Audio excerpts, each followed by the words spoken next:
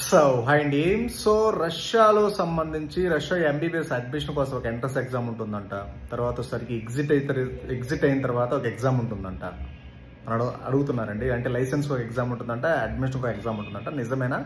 So exams అన్ని Russian లాంగ్వేజ్లో ఉంటాయంట, నిజమని అడుగుతున్నారండి. ఇది 100% రాంగ్ అండి.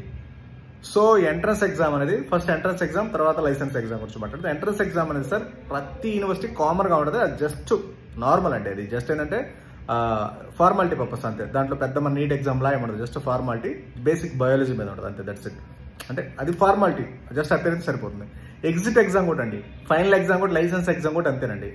ఓన్లీ లోకల్ స్టూడెంట్స్ ఉంటుంది ఆ ఎగ్జామ్, ఇంటర్నేషనల్ స్టూడెంట్స్కి ఉండదు. లోకల్ స్టూడెంట్స్కి జస్ట్ ఏంటంటే వైవాలా ఉంటుంది, అది నార్మల్ బేసిక్. అది మనకి అక్రిడిటేషన్ ఇచ్చేటప్పుడు ఏంటంటే లైసెన్స్ జస్ట్ బేసిక్, అది ఎగ్జామ్ కాదు, జస్ట్ వైవాలా ఉంటుంది.